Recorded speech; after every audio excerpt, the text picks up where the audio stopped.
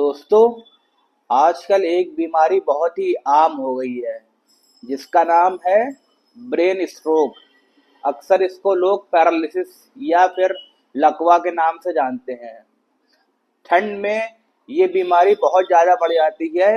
साथ साथ जिन पेशेंट्स को हार्ट की प्रॉब्लम होती है या बीपी की प्रॉब्लम होती है उन पेशेंट्स में तो बहुत ही ज़्यादा दिक्कत हो सकती है सर्दियों के मौसम में, क्योंकि ये बीमारी तब होती है जब हमारे ब्रेन की नसों में ब्लड प्रॉपर से नहीं पहुंच पाता है, या फिर जो ब्रेन की नसें होती हैं वो इतनी कमज़ोर हो जाती हैं कि वो कहीं फट जाती हैं, जिसकी वजह से वहाँ पर ब्लड क्लॉटिंग हो जाती है। जो गोल्डन आवर होता है इस बीमारी का, वो है 4.5 आवर्स, यानी कि 4.5 घंटे। अगर 4.5 घंटे के अंदर पेशेंट को न्यूरोलॉजी के जो भी सेंटर होता है अगर वहाँ पहुँच जाता है वो, तो उसके अंदर अंदर पेशेंट को ऐसी मेडिसिन दी जा सकती हैं जिससे कि उसकी जो सेल्स होती हैं ब्रेन की, जिसको न्यूरॉन्स बोलते हैं, वो कम से कम डैमेज हों, क्योंकि मिलियंस ऑफ सेल्स पर सेकंड में डैमेज होती हैं।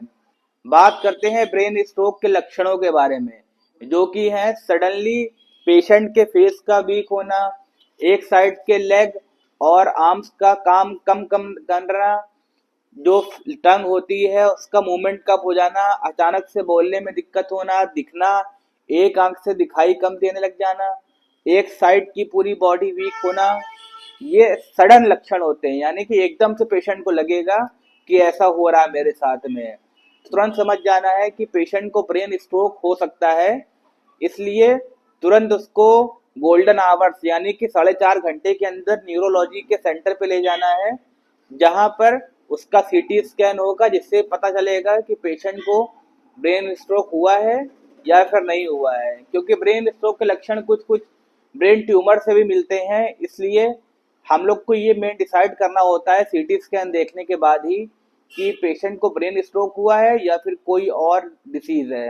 और सीटी स्कैन सबसे मेन होता है। सीटी स्कैन कराने के बाद में पता चलता है कि किस टाइप का ब्रेन स्ट्रोक हुआ है। ब्रेन स्ट्रोक एक पेशेंट की बीमारी नहीं बल्कि पूरे फैमिली मेंबर्स की बीमारी होती है, क्योंकि इसमें सारे फैमिली मेंबर्स उस पेशेंट को लेके इतने चिंतित हो जाते हैं। दो टाइप का ब्रेन स्ट्रोक होता है, एक इस्केमिक और एक हेमरेजिक। जैसा कि नाम से आप जान सकते हैं, हेमरेजिक का मतलब है कि जब ब्रेन में जो नसें होती हैं जो ब्लड सप्लाई करती हैं वो कहीं फट जाती है और अंदर क्लॉट जम जाता है।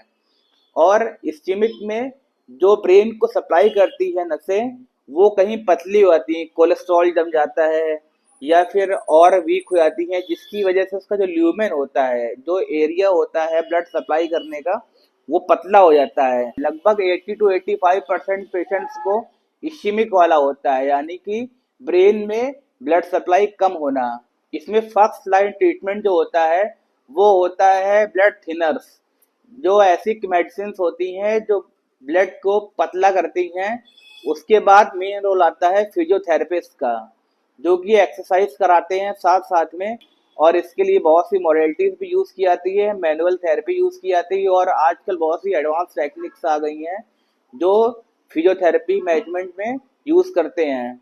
इस बीमारी से लड़ना तब आसान होता है जब पेशेंट और पेशेंट के घर वाले साथ देते हैं फिजियोथेरेपिस्ट का, न्यूरोलॉजिस्ट का और न्यूरोसर्जन का, न्यूरोसाइकियाट्रिस्ट का।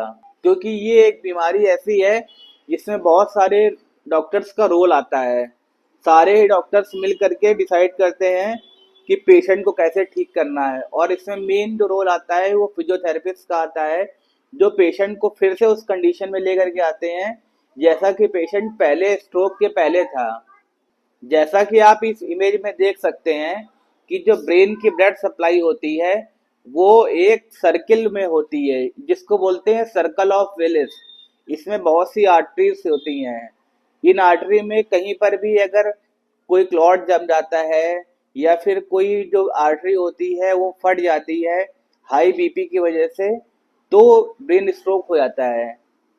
अब बात करते हैं इस बीमारी के प्रिकॉशंस के बारे में। प्रिकॉशंस का सबसे पहले आपको कोलेस्ट्रॉल कम करना है अपने फूड्स में से, जैसे कि बैड कोलेस्ट्रॉल जो होता है, जो बाहर का खाना है वो उसको अवॉइड करना है। शुगर को अवॉइड करना है, बहुत ज़्यादा सॉल्ट को अवॉइड करना है, जिनको बीपी है उनको तो बिल्कुल ही अवॉइड करना है।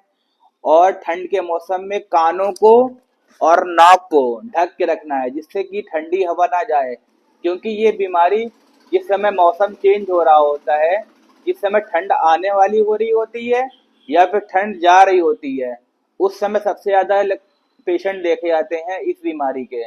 अब बात करते हैं इसके फिजियोथेरेपी मैनेजमेंट के बारे में। फिजियोथेरेपी मैनेजमेंट में सबसे पहले देखा जाता है कि मसल्स, पेशेंट की जो जो मसल्स वीक होती हैं, जिस साइड की बॉडी उसकी इन्वॉल्व होती है, उसमें मसल्स जो वीक हो गई हैं, मसल स्टिमुलेटर लगाया जाता है, जिससे कि उसकी मसल्स की टोन को मैनेज किया जा सके और उसकी मसल को टोन को मेंटेन किया जा सके जैसा कि पहले मेंटेन थी। कहते हैं अगर पेशेंट थोड़ा बहुत हाथ पैर चला सकता है तो उससे एक्टिवली मूवमेंट कराया जाता है कि पेशेंट एक्टिव अपना मूवमेंट करे। और खास तौर पे ध्यान देने वाली बात होती है कि इसमें पेशेंट के ब्रेन जिससे ज़्यादा काम करे, जैसे कि कोऑर्डिनेशन करने की, मसल ब्रेन कोऑर्डिनेशन एक्सरसाइजेस जो होती हैं सबसे ज़्यादा मेन इंपॉर्टेंट रोल वो प्ले करती हैं। और स्ट्रेचिंग वाली एक्सरसाइजेज जो होती हैं वो मेन रोल प्ले करती हैं। पे हर पेशेंट इंडिविजुअल अलग होता है, इसलिए हर इंडिविजुअल का फिजियोथेरेपी मैनेजमेंट भी अलग होता है। तो ये नहीं देखना है कि गूगल सर्च करके उनकी एक्सरसाइज को खुद अपने ऊपर अलाउ कर लेना है और खुद अब एक्सरसाइज करने लग जाना है। अपने आप से कोई भी एक्सरसाइज नहीं करनी है, क्योंकि इसका असर गलत भी हो सकता है आपकी जो मसल, एक साइड की फ्लेक्सार्स मसल्स आपकी स्ट्रांग हो चुकी है पहले से, उसकी टोन बढ़ी हुई है और आप वही एक्सरसाइज फिर से कर रहे हैं फ्लेक्शन को बढ़ाने के लिए, तो वो और भी ज़्यादा हाथ टाइट या पैर आपका टाइट हो सकता है। इसलिए आपको खुद से कोई एक्सरसाइज नहीं करनी है, जो भी एक्सरसाइज करनी है वो फिजियोथेरेपिस्ट के अंडर में करनी है। सबसे मेन इम्पॉर्टेंट है फैमिली का अवेयर होना, और पेशेंट का अगर कॉन्शियस है तो उसको अवेयर होना कि मुझे ठीक होना है। पेशेंट की खुद से अंदर से विल पावर इतनी मजबूत होनी चाहिए कि पेशेंट खुद सोचे कि हाँ मुझे स्ट्रांग होना है। इसके लिए हम लोग भी बहुत ज़्यादा प्रयास करते हैं और फैमिली मेम्बर्स को भी समझाते हैं कि आप लोग जो भी पेशेंट है उसके साथ कोऑपरेट करें, ना कि उसको डांटे डपटे, जिसकी वजह से उसके अंदर और भी मेंटल इलनेस पैदा हो। और वैसे भी पेशेंट इस कंडीशन में बहुत ज़्यादा उसको डिप्रेशन और एंजाइटी या फिर और कोई मेंटल इलनेस, कॉग्निटिव प्रॉब्लम्स ये सब हो सकती हैं। इसलिए पेशेंट के साथ में कभी भी ज़बरदस्ती नहीं करनी चाहिए। पेशेंट जितना एक्सरसाइज कर रहा है उसको उतनी धीमे धीमे बढ़ानी चाहिए। पेशेंट को सबसे ज़्यादा अवेयर करना चाहिए, उसको सिखाने की कोशिश करनी चाहिए। अगर पेशेंट की स्पीच प्रॉब्लम हो गई है तो उसको स्पीच थेरेपी देनी चाहिए। पेशेंट शुरुआत में सॉलो भी नहीं कर पाता है तो स्पीच थेरेपी के माध्यम से वो सॉलोइंग उसकी प्रॉब्लम ठीक होती है, उसकी और भी प्रॉब्लम्स ठीक होती हैं। तो इसमें धैर्य बहुत ज़रूरी है। ना ही धैर्य पेशेंट को खोना है, ना फैमिली वालों को खोना है, और ना ही फिजियोथेरेपिस्ट या न्यूरोलॉजिस्ट को खोना है।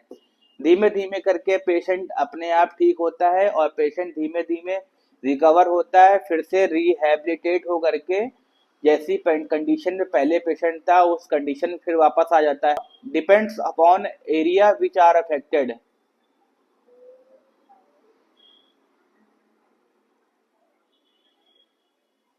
तो आशा करते हैं आपको ब्रेन स्ट्रोक के बारे में बेसिक नॉलेज मिल चुकी होगी।